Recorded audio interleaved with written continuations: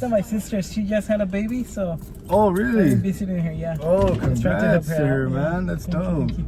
You're first time uncle or? No, it's like probably like the 13th or 15th. 13? Yeah. Holy crap, dude, that's a lot. Yeah, I'm the youngest one, so everybody's already married and having kids. Oh, me, so, shoot, yeah. okay. I first saw your videos with when you did Vanessa.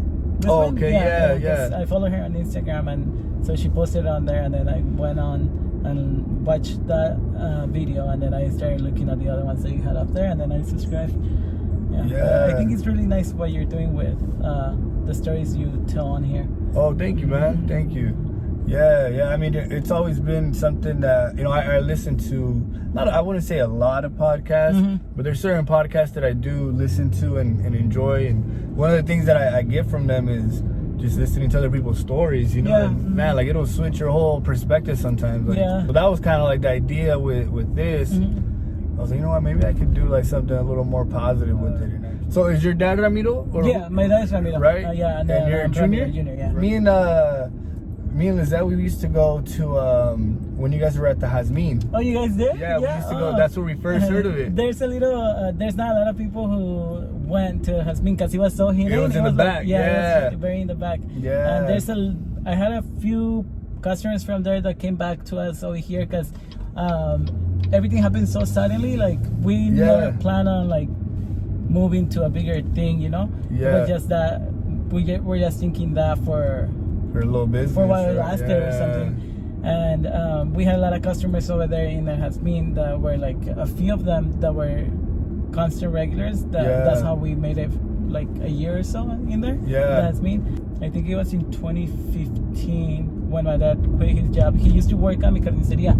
Oh, really? Yeah, he did the carnitas, the chicharrones there, and they also did tacos and stuff like that. So he used to work there. I think he was with them for like probably 15 or so years. Damn, those are wow. So I don't know. All of a sudden, he was just. I saw him tired all the time and more than anything frustrated with work and stuff. Right. And one day he just told us that he had quit. Like, oh, really? Out of nowhere, he quit.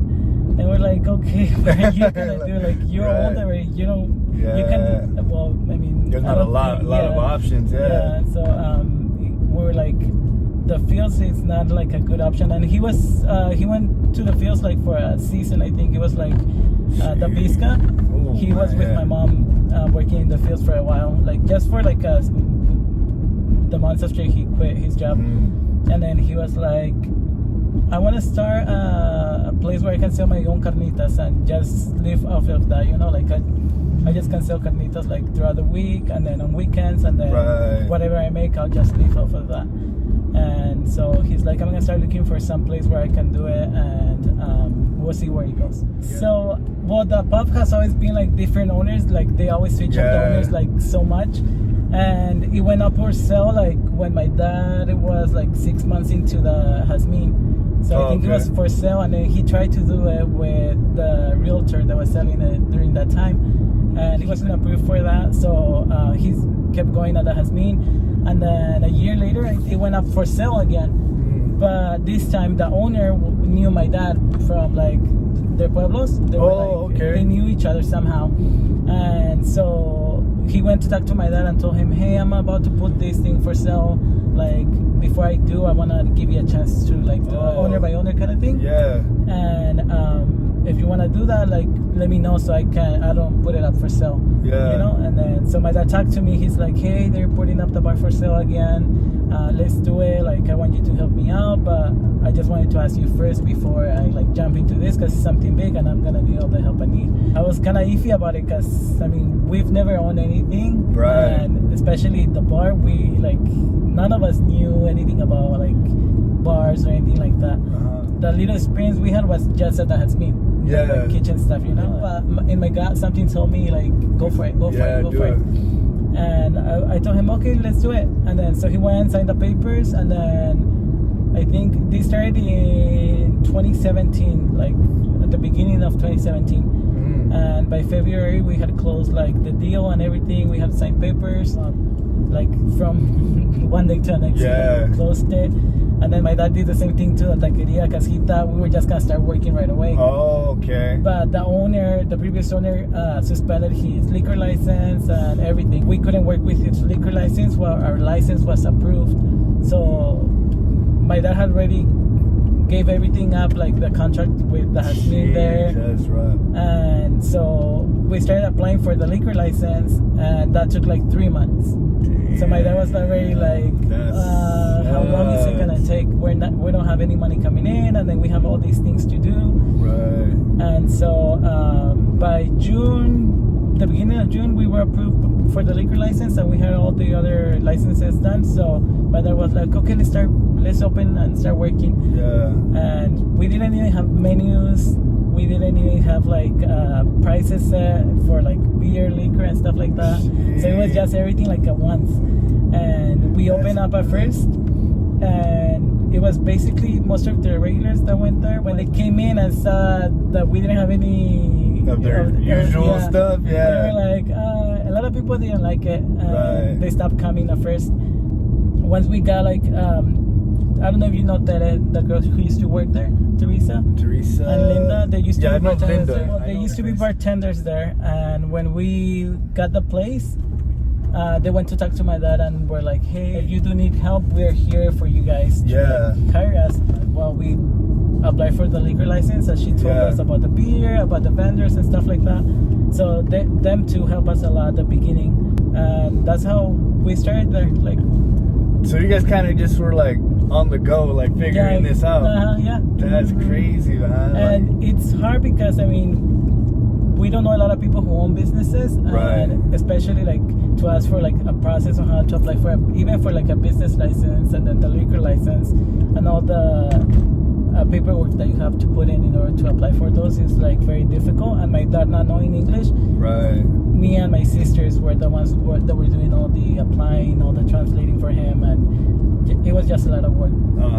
Overwhelming. But we finally opened, and then that year was rough because they were doing the construction on First Avenue. That's right. So they closed down the roads. Once we were getting people, they closed down the road, and then so every day that bar was empty, every single day. I forgot about and by I think it was like probably 3 months in, my dad was like, hey, I don't have any more money. Shit. And then I was like, what do you mean you don't have any more money? Yeah. He's like, I might run out next 2 weeks, you know? Mm-hmm. So I told him, well, we'll have to tell some people that we can't keep them, and then just keep the ones that we really need. Right. And then I pick up more shifts throughout the week, and then on the weekends, so we could save up a little bit more money. And my sister did too.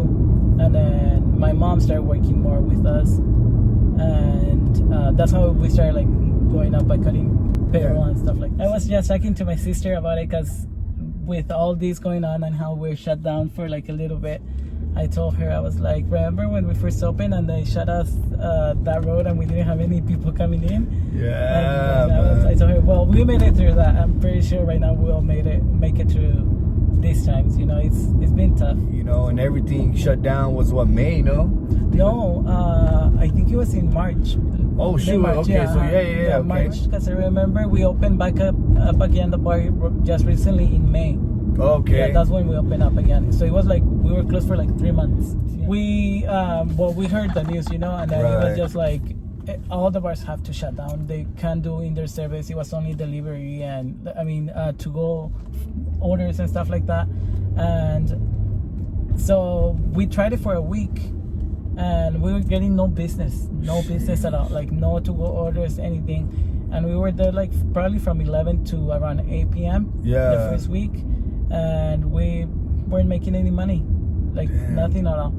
And so we sat down, me, my sister, and my dad, and we're talking about it, and we're like, should we just shut down and not make any money and then save this money we have? Right. Because we don't know how long we're gonna be like this. So in one day, the first week, the only thing we saw in cash was like at least $400 in that week. We still need to pay bills, and then so we decided to close, and then we just closed for like those 3 months. once they decided to let us sell liquor to go, we were like, okay, let's open up again and see how this will change, you know, if it'll give us more revenue. And so once we started opening up again, I feel like the community knew a lot of businesses were struggling by then. Yeah. I feel like the first week was really overwhelming for us because we did see a lot of people coming. All of our regulars were coming in, doing big orders, and the first day we made a lot on sales.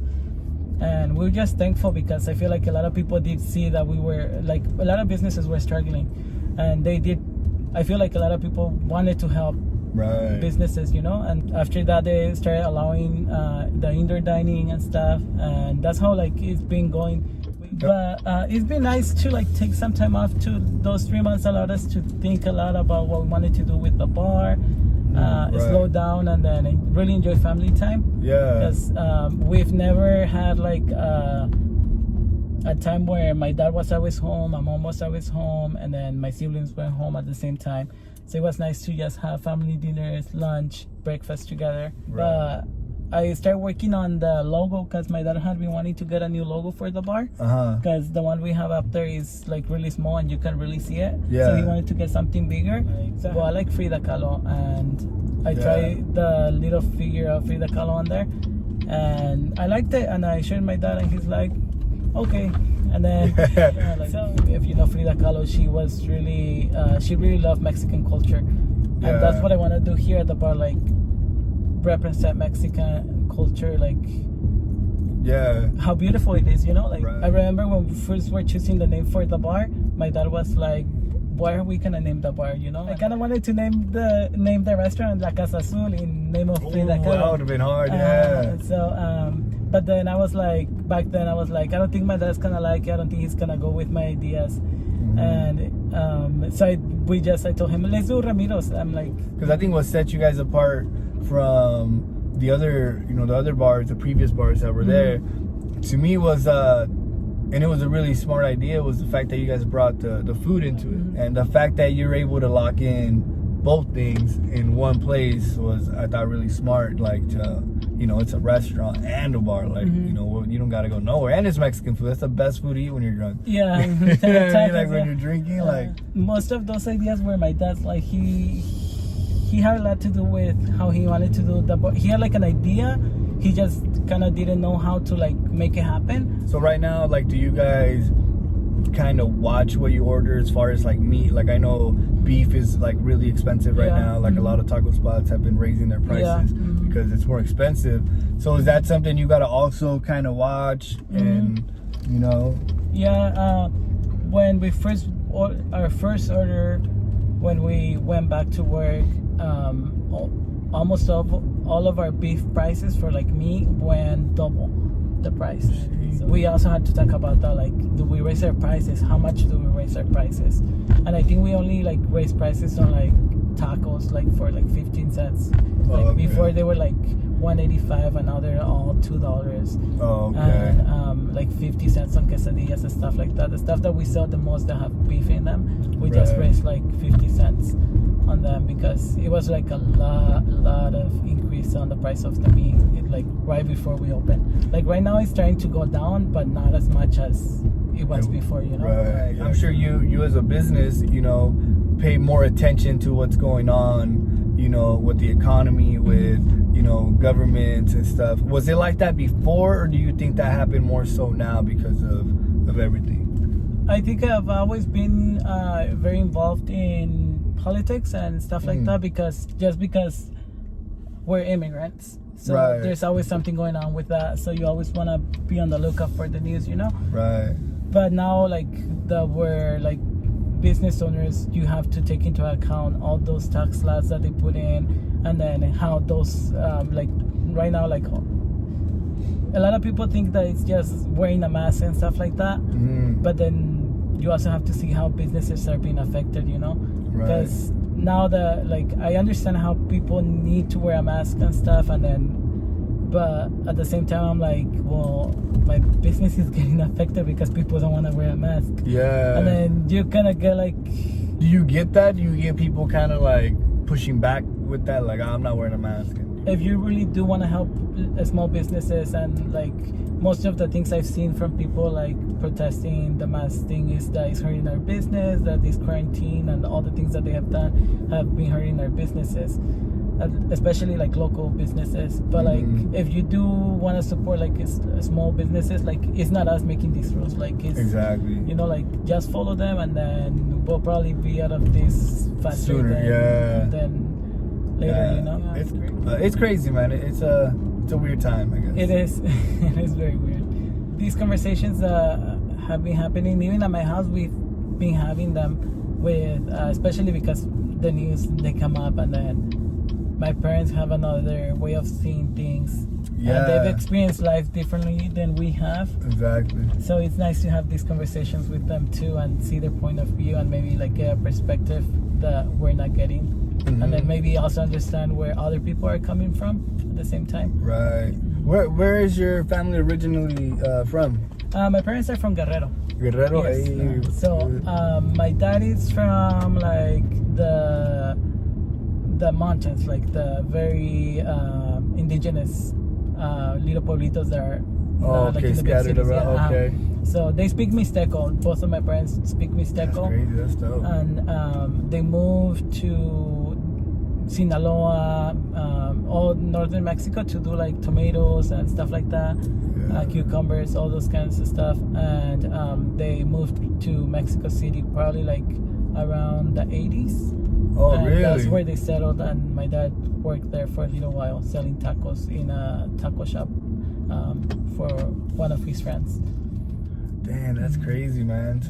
From Guerrero to out here. That I always think about that journey, like, you know, like I always talk about, like, you know, how our parents, I was like, man, that's such a crazy ass journey. Like, it always blows my mind. Like, you know, they just one day were like, all right, man, we're not doing shit here in this country. Like, let's go to a whole new country that we don't even speak the language, don't know what the culture is, and let's just figure shit out because out here is better. And then they hear like the stories of when they cross like the border, and you know, because you hear of people dying, like, you know, it's like a real thing, man. And it's insane. Like it makes you appreciate, like, you know, your parents and your family so much more, just knowing like they did all that, you know, for us to be here. And yeah, that's why I think this bar is like crazy to me sometimes when I work here with my dad. It's like, and he tells me stories of when he was in Mexico, and I'm like when you think about it, it's like crazy to know that where you come from and where he ended up, like at his 60s, he like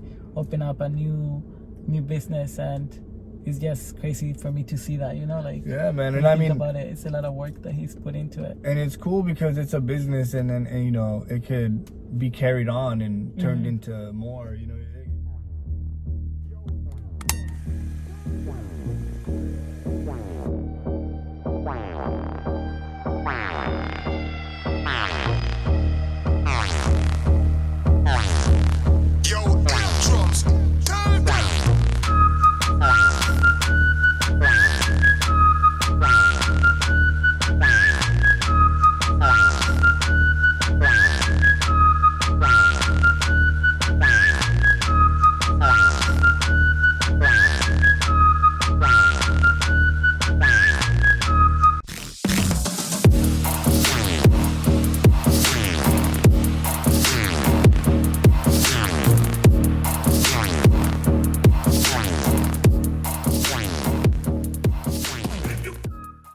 Cheers.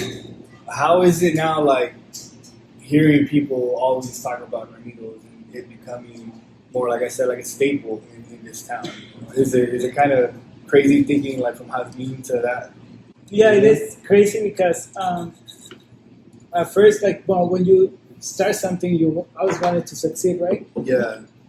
And when my dad first started this, I don't think he thought it was gonna do this good when we first started, because even when we first started, well, like I told you, we were very disorganized. We didn't have menus. We didn't have like a sense of how to work things.